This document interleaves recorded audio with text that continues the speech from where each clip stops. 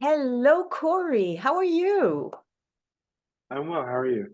I'm great. I'm so happy to have this opportunity to speak with you because, as you know, these We Can Learn to Learn programs, video conferencings are all about helping everybody learn what can we do to optimize the learning experience for our students, for our teachers, so that we can all be lifelong learners and productive members of society, right?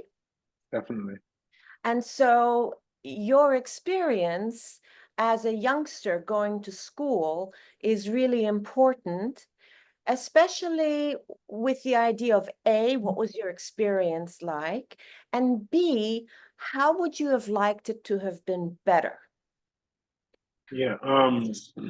That's a great question. My experience growing up, I went a good amount of my schooling um, with ADHD, undiagnosed. And so a lot of it was me like kind of having like favorite subjects that I really excelled in, and then other subjects that I wasn't really interested in, so I didn't do well. And I feel like it would have been nice to have like better support in those classes, and I feel like I didn't really get that. But then it was kind of like a double-edged sword because then the classes I really excelled in, like science and math, I would kind of like do the work in the workbooks, but I would work ahead. They would give us like homework, but it was so interesting to me that I would spend the weekend just going through the work. So I do all the work for the week. So in class, like I knew what was being covered, but I had no work to do because it was done. So I was always just like doing other stuff in class, and then I get in trouble for that.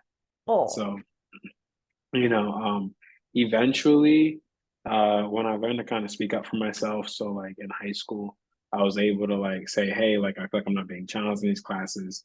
So they were able to put me in like uh the AP classes and like the gifted and talented classes, which was a lot more fun because then I had like lab time, and I had to write lab reports, which I hated writing. So having a lab report that took me all week to do. So it definitely put more work on my plate. So that was nice, but that wasn't until later in my education. okay. So you said a number of really interesting things that I would like to kind of touch back on. And always with the idea that if you can possibly remember what was the feeling that you had in your body, like the fact that you didn't get support, how did it make you feel about yourself? What kind of emotions did you have with it? And did it at all affect your sense of self? Hmm. Um, I feel like it affected my sense of self in the way that I knew I was like different from a lot of the students. Like, I think the biggest impact because um, I was always one to kind of be like motivated by like challenges. So it just made me want to do better, you know, and like find like workarounds for myself. But I feel like um, it kind of gave me this complex of not knowing whether I was like in it like a good student or not. Because like in the classes I excelled in, like I did really well. I did like really well to the point where I just like would wind up just taking a nap because I was done with the work. But then the ones that I struggled in, like English, anything where I had to read or write, or like history, it depends on like what in history it was because I was interested in some things. I was mostly interested in like war history. So anything else, I couldn't be bothered with. So history class for me was always like hit or miss.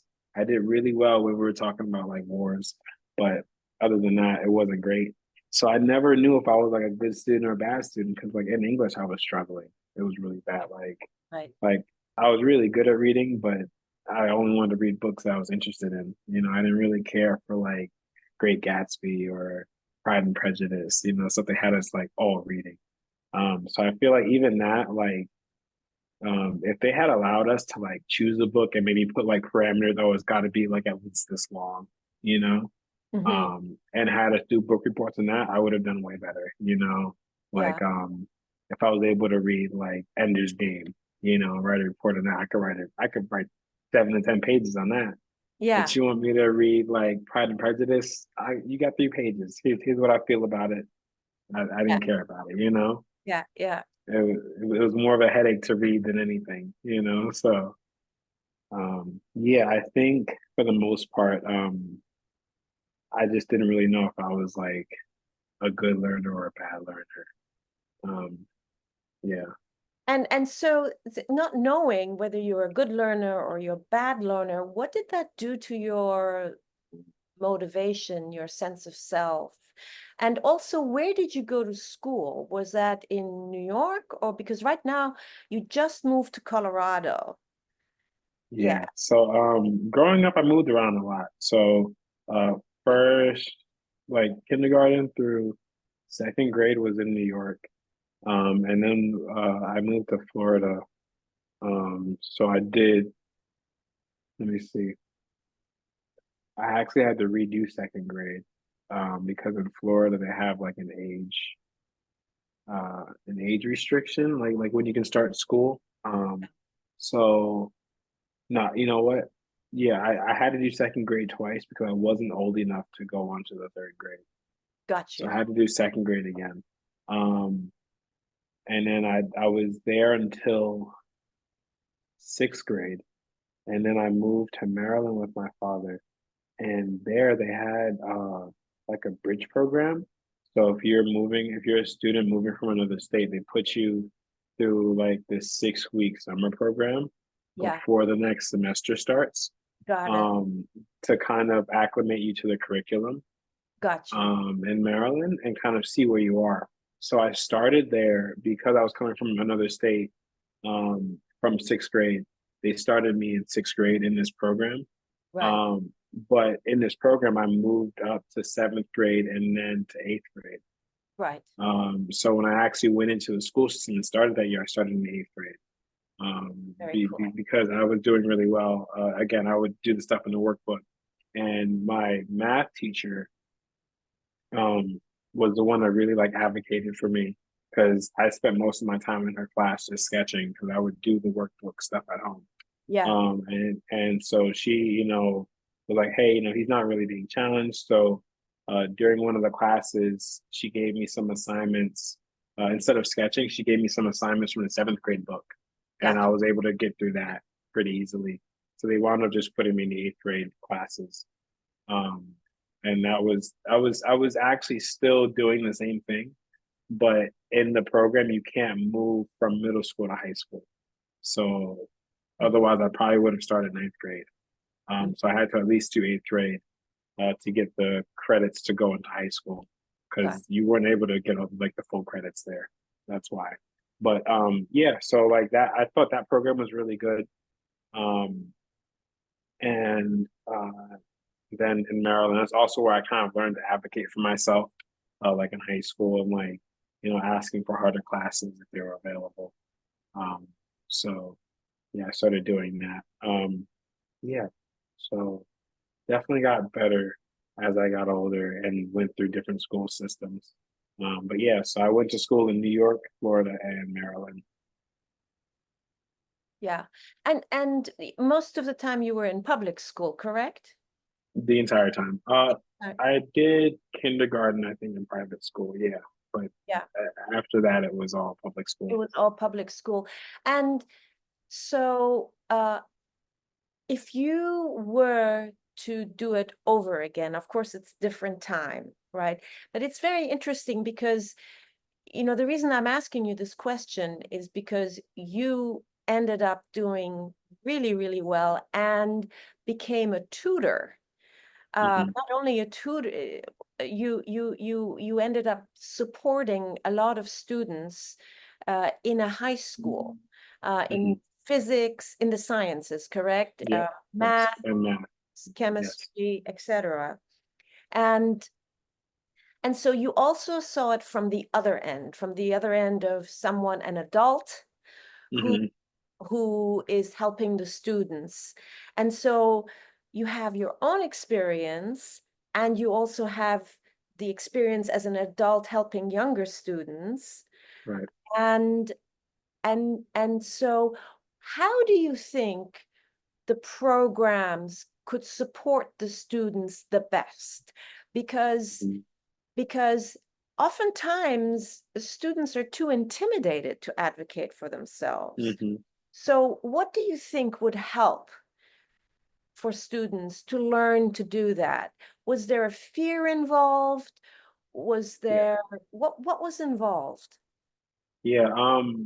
I I'm very analytical when I do things. So I like this question a lot because when I started tutoring at high schools, I was it was early in my college career. So I was 20, 21 years old. So I did notice when I was uh a tutor there, I was there 4 days out of the week and I had like open tutoring hours. So like any of the math students would like get sent to me if they needed help. And they'd come in, they'd meet me and we'd go over whatever they had trouble with. Sometimes they just come and do homework, which is kind of how I sold tutoring. I was like, why don't you just come and do your homework so you can have free time at home and you have help while you're doing it. This way you don't have to ask your parents and stuff, and you don't have to wait till next class. Right. And so I realized that uh, that was nice, but they were still shy coming in. So I advocated for letting me spend kind of my off hours Yeah. uh, in class with the students. So Ah, this way, I was kind of like an assistant. So any students, I was working directly with the teacher, so I saw their grades. So any students that were usually struggling, we'd seat the class where they were together in an yeah. area, and I would kind of sit there. So while they were working on actual stuff and not looking at the lecture or PowerPoints, they were doing their actual classwork. I could bounce around, see how they were doing, and offer help if they were struggling. And I realized that one, they were more receptive to me in class than to their teacher because of the age gap. Uh-huh. So them being in high school, I worked with ninth and 10th grade for a bit, and then 10th and 12th grade. So they're anywhere from the ages of 14 to 17 and 18. So, even the ones that are 17, 18, like they relate to me a lot more. I'm Yeah. within 5 years of their age. So they definitely were saw me more as like a friend more than like an authority figure or like a parent. Got So they were a lot more receptive. And then having me actually in class with them, and them not having to ask me for help, but me kind of bouncing around offering it, kind of allowed them to get to know me a little better, see like the style of help that I give. And then they were more willing to come to tutoring, because I was like, this concept goes a lot deeper. You'll probably have it on your homework. So why don't you come to my tutoring hours and we'll do your homework together? And they were way more receptive to that. Um, I mean, my tutoring open hours were like a miniature class by the end of the year. So they were coming during lunch. Um, I would even it was harder to get them to come during lunch, so I'd even spend the lunch hours in the lunchroom. So I Wow. got them to give me like there was a table that was usually pretty empty. So I was able to get like a little sign that said math tutoring, and I would just sit there on my laptop. And if no one came to me, I just ate my lunch there.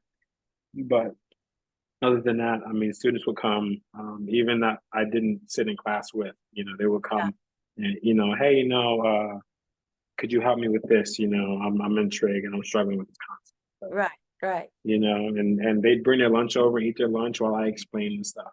And then they do some practice problems uh, for their homework, and then I feel like that worked a lot. I felt like that was something I could have benefited from in some of my classes, having someone in class that could help so that the teacher didn't have to like stop to come and see me. And someone that kind of just watched because the teacher was at their desk and I sat in the back or whatever.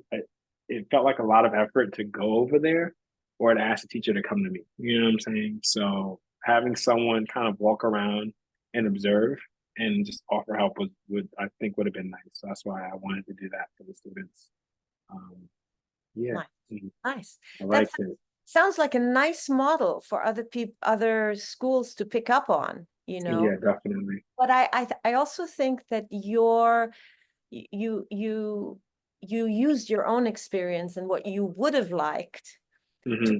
form how to support the students in Yeah, class and make it as easy and safe as possible for them to connect with you. right. And I think that you're also very non-judgmental. You don't, you have a very, you like to be problem solving as opposed to Definitely. telling somebody off. I don't think you involved criticism. Or Right. how did you help students? Like, what was your language like? A lot of people say, no, that's incorrect. Oh my God, what's wrong with you? Sometimes people can Yeah. be very judgmental and say things that may hurt the students. What kind of language did you use? Um, so me, it differed. So I think another thing that benefited from me sitting in class with the students is being able to kind of gauge how they are socially with their friends in class, Mhm. and what they respond best to. So there were students that I was able to kind of like look at their paper and say, there's a easier way to do that, right? And then they'll be like, okay, show me. And then I'll be able to show them from there. Or if I see them kind of slow on it, I'll say, are you stuck on that? I like just ask if they're stuck, or if they need like a hand. Um, and then sometimes like if I see something wrong, um, like again, like I'm really analytical, so I've analyzed my own responses to things growing up a lot. So like I know I always hated when people told me I was wrong or whatever. It always lowered my self-esteem. So I tried not to do that a lot. So if I saw something wrong in their process, like with math, for example, I would say, you should look over that again, you know, Yeah, something like that, like, if your answer is weird at the end, maybe look over what you're doing. right. Um, and just take your time. So yeah, and then if they got the wrong answer again, because multiple choice, they say, hey, I looked over again. I don't know what's wrong, but my answer's different. But Right, I already knew it was wrong. So I'll say, well, right here you have this and that. But I'll wait for them to ask. I won't just say, oh, you did this wrong. Because then right. you don't really learn that way. You just feel bad because you did something wrong. Yeah, So exactly. It's humiliating, yeah, especially in class, in yeah, front of other students. And it sounds to me like, would you only go to the students who were supposed to work with you, or no, you, whoever in the class? So in a sense, the students didn't feel spotlit, you know? yeah. Yeah. So a lot of times the teacher would kind of like mix it up, and it was usually like a side of the class. They weren't all in the same section, but they were all on the same side of the class. So they were still mixed in um with the other students. But as like students who normally do well in class saw me helping certain people, they'd also ask for help. So it became very seamless very quickly the way it was blended. Right, But just so I wouldn't have to go all the way to the end of the class, we right, just narrowed down the section. right. Excuse me. Yeah, Yeah, because we also didn't want to like have just like a separate, because a lot of them were in like groups of desks. So yeah, we didn't want to have like one group that was all students that needed help. yeah, So, yes, um, and what that also did was it put like an excelling student around students who needed help. right. So sometimes that student would be like, "Oh, you can do this," Nice, nice. So they wound up doing that a lot as well, which is nice. Yeah, And as I was helping, the students who I knew would excel, who were doing really well, I'd be like, oh, why don't you like help the other students around here, and so they got into that as well. And even they were able to, the some of the schools I was working at, they had like work-based learning programs and stuff. Mhm. So some of them were able to also get credit hours for helping out with tutoring. So they come to tutoring with me and they sit around and help other students. Or some students, it was really good because like me growing up, I was kind of nerdy and really antisocial. So when I'd have like my tutoring hours during lunch, those students that did really well and were antisocial would just come to the tutoring room with their lunch, and they were like, yeah, they'd help out. And if no one came to tutoring, we'd just have our lunch and it was quiet. We didn't socialize and it was cool. They got a space to be away from the noise, you know? Yeah, So it yeah, was really good. Yeah. And a lot of times, I mean, they love math, so they do their homework, you know. We might work on, like, sometimes when that happens, I might teach them a concept that they'll learn later, like uh, in the next year or something. Like some of the Algebra 2 students, yeah. um, I would, say like, hey, you guys want to learn some calculus real quick? And I'll show them like derivatives or something. Nice. Um, That's awesome. like, yeah, I'm like, yeah, you'll probably get this next year. So this is what it looks like, Nice. and then here's how it works in physics. Nice. Nice. So, Very nice. so Well, Cory, this has been absolutely delightful. So many ideas. And it seems like you really created a very warm community, classroom culture where was working together. Nobody was shamed. You used invitational language. You didn't wait for somebody to be really upset, desperate, or yeah, whatever. And I just hope that a lot of people who watch this are going to learn from your techniques. So thank you very, very much.